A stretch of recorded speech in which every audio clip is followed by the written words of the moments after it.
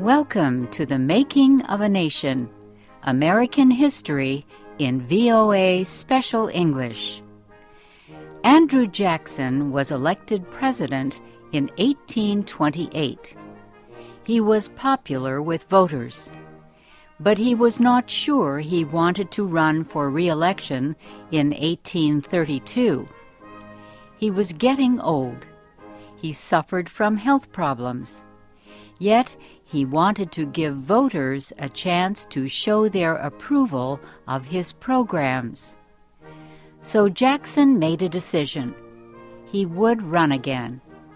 If he won, however, he would resign after the first or second year. He would leave the job to his vice president.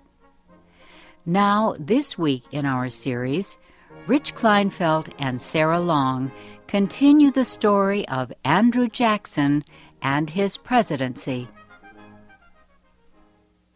President Jackson spoke of this plan to the man he wanted as his vice president, Martin Van Buren. He made the offer in 1830, when Van Buren was still his Secretary of State. Van Buren thanked Jackson for the offer. However, he rejected it.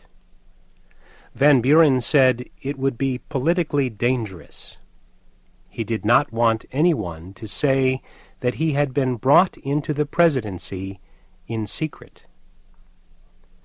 Jackson did not give up his idea. For more than a year, he continued to urge Van Buren to accept the offer. Van Buren continued to say no. He agreed to be Jackson's vice presidential candidate in 1832. But he said he did not want to become president without being elected by the people. As the election got closer, Jackson's health began to improve. He began to think about serving a second full term. One thing that helped was an operation to remove a bullet from his arm. He had received the wound during a gunfight with another man about 20 years earlier. It troubled him so badly that sometimes he could not use the arm. Doctors were afraid to remove the bullet. They thought it might cause a terrible shock to his heart. Early in the election year, a doctor said he believed the bullet could be removed easily. He told the president that it was poisoning his whole body. Jackson asked the doctor to cut out the bullet at once. The operation was over in a few minutes. Jackson's health quickly became much better. A funny little story was told about that bullet. Someone reportedly said Jackson should give it to the family of the man who shot him. One family member rejected the offer. He said Jackson had possessed the bullet for 20 years. So, he said, under the law, Jackson had clear ownership to it. Only 19 years, someone noted. Oh, the man said, that is all right. Since Jackson took good care of it, I will forget the extra year. The presidential election campaign of 1832 was bitter. President Jackson was, once again, the candidate of the Democratic Party. Henry Clay was the candidate of the National Republican Party. Clay had the support of Nicholas Biddle, who was the head of the Bank of the United States. He also had the support of about 2/3 of the nation's newspapers. This was because most of them owed money to the bank. Most wealthy people supported Clay, too.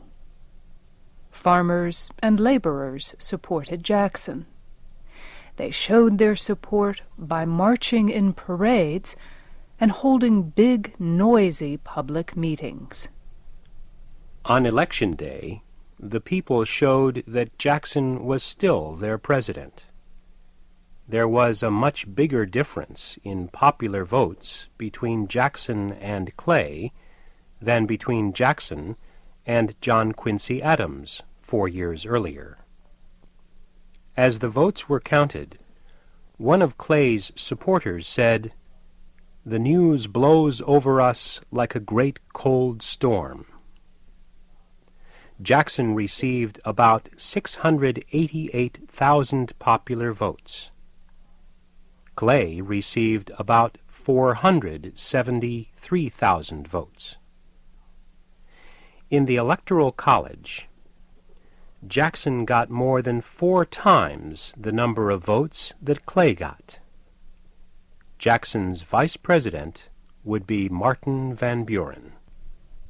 Andrew Jackson saw his re-election as proof that the American people approved of his policies. This included his policy to close the Bank of the United States when its charter ended in 1836.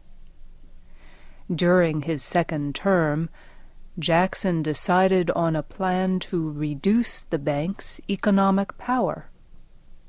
He would stop putting federal money into the bank. Instead, he would put it into state banks. This would greatly reduce the amount of money the Bank of the United States could use. The plan was not as easy as it seemed. The charter for the bank said federal money had to be kept there unless the Secretary of the Treasury ordered it put someplace else. President Jackson's Treasury Secretary was friendly to the bank. He would not give the order.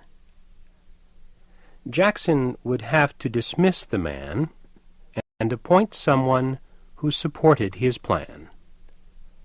But the Treasury Secretary was a powerful politician. Jackson could not push him out of the job. He had to find another way. So he decided to reorganize his whole cabinet. Jackson named his Secretary of State to be Minister to France. He named his Treasury Secretary to be Secretary of State. Then he brought in someone new as Secretary of the Treasury. That turned out to be a mistake. The new Treasury Secretary refused to put federal money anywhere but in the Bank of the United States. He also refused to resign when Jackson asked him to resign. So Jackson dismissed him and named yet another new Treasury Secretary. This man immediately ordered that after October 1st, 1833, all federal money was to be put into 23 state banks. He did not withdraw the government money already in the Bank of the United States. He said this money could be used to make payments until it was all gone.